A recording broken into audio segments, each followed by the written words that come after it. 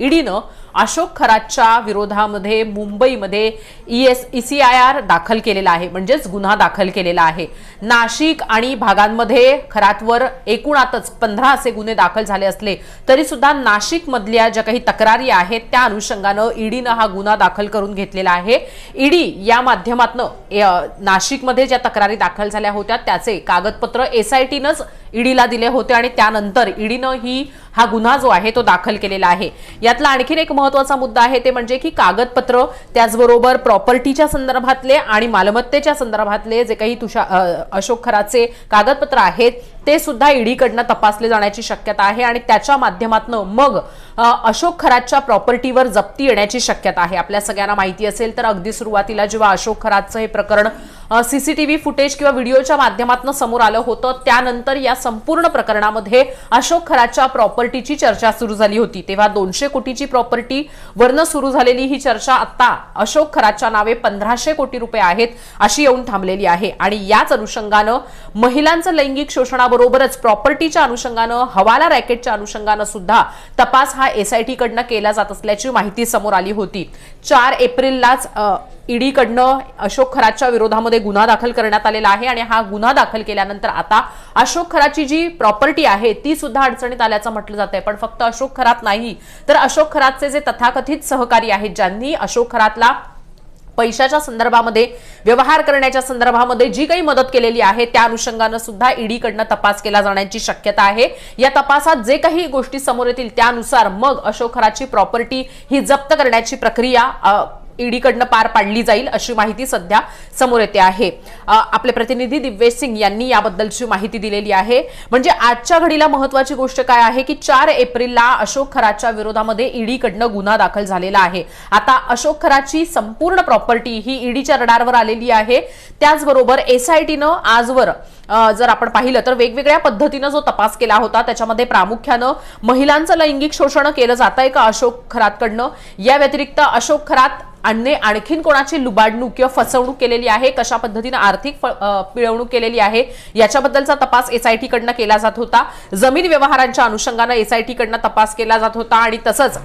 या अशोक खरातचे आणखीन काही साथीदार आहेत का, अशोक खरात कशा पद्धतीने या सगळ्या गोष्टी चालवत होता या सगळ्या संदर्भातला तपास हा SIT कडनं सुरू असतानाच प्रॉपर्टीच्या अनुषंगाने किंवा प्रॉपर्टीच्या संदर्भामध्ये SITनं अधिक लक्ष घातलं होतं आणि त्याचं कारण आहे ते म्हणजे की अशोक खरातशी जोडले गेलेले महत्त्वाचे मोठे लोक ज्याच्यामध्ये काही राजकारणी आहेत, काही मोठे व्यापारी आहेत,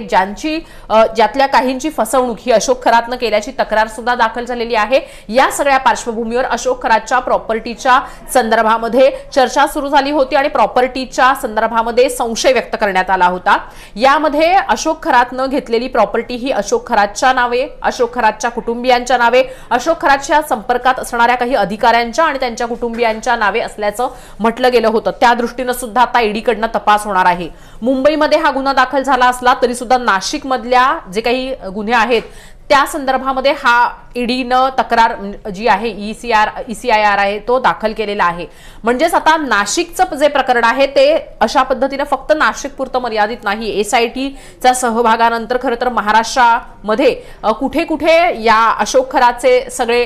पाळमुळं आहेत, तो जे हे काही कुकृत्य करत होता त्याची पाळमुळं आहेत किंवा इतर ठिकाणी अशोक खरातनं लोकांना फसवलेलं आहे का हे समजून घेण्याचा प्रयत्न हा SIT कडनं करण्यात आला होता। पुण्यामधल्या एका व्यापाऱ्यानं कशा पद्धतीने त्याची लूट झालेली आहे याच्याबद्दलची माहिती देऊन गुन्हा दाखल केला होता आणि त्यावेळेस अशोक खरातनं तब्बल 21 देशांची सैर केल्याची माहिती समोर आली होती। याबरोबरच अशोक खरातची ईशानिका संस्थान असेल किंवा मग ईशानेश्वर टेम्पल असेल, या व्यतिरिक्त त्याचा असलेला जो बंगला आहे आणि त्याचं फार्म हाऊस आहे तिथं असलेल्या वस्तू आणि तिथं झालेलं बांधकाम या संदर्भामध्ये सुद्धा सवाल उपस्थित करण्यात आला होता। कोट्यवधी रुपये खर्च करून ही सगळी प्रॉपर्टी अशोक खरातनं उभं केल्याचं समोर आलं होतं आणि त्याच्यामध्ये वापरल्या गेलेल्या वस्तू या बेहद किमती होत्या।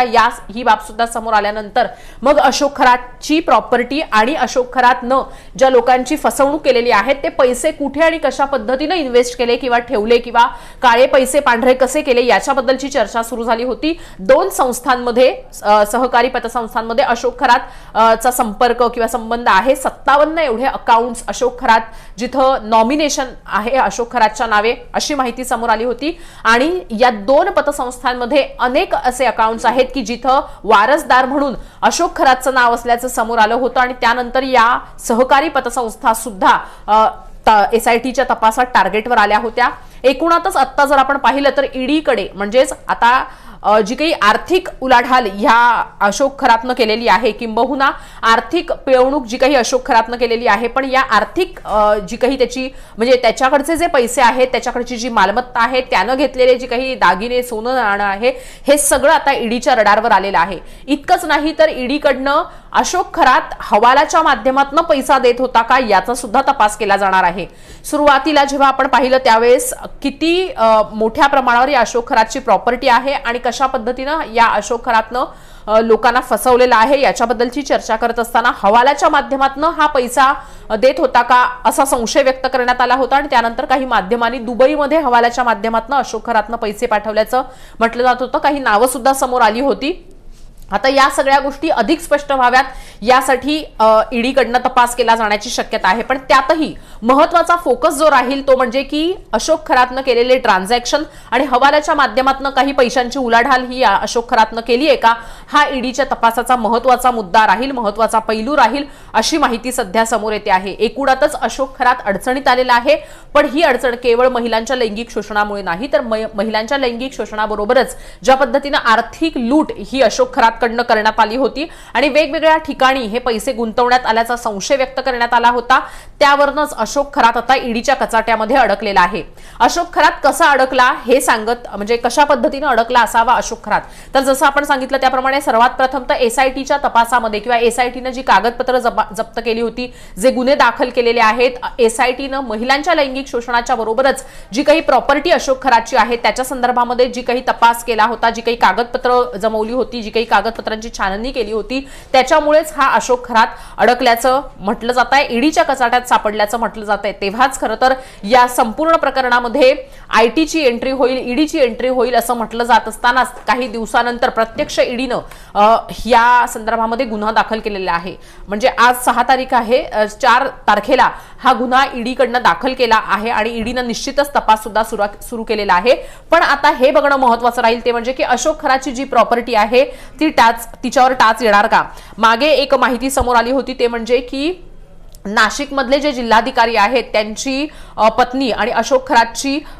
मुलगी या दोघींच्या नावे एक जॉईंट प्रॉपर्टी आहे आणि अशाच पद्धतीने या जिल्हाधिकाऱ्याने अशोक खरातला पिस्तुलाचा परवाना देणं, त्याच्या प्रॉपर्टी घेणं किंवा मग या अशोक खरातच्या एकूणच या काळ्या कामामध्ये त्याच्याशी साथ सोबत आहेत का असा संशय असणाऱ्यांमध्ये या नाशिकच्या जिल्हाधिकाऱ्याचा समावेश होत असल्यामुळे त्याला त्याच्या पदावरून हटवण्यात आलं होतं, हे आपण पाहिलं होतं। आणि तेव्हाच प्रॉपर्टीशी संदर्भामध्ये अशोक खरात इतर कोणाच्या नावावर ही प्रॉपर्टी घेतली आहे का या संदर्भातला तपास ह्या एसआयटीनं सुरू केला होता। हे जे सगळं प्रकरण आहे याच्यामध्ये महिलांकडे फक्त आर्थिक शोषण म्हणजे महिलांचं फक्त लैंगिक शोषण झालेलं नाहीये, तर हे लैंगिक शोषण समोर येऊ नये किंवा मग या संदर्भामध्ये महिलांचं अधिक लैंगिक शोषण करता यावं यासाठी पैसा उकळला होता या अशोक खरातकडनं। या संदर्भामध्ये सुद्धा तक्रार करत असताना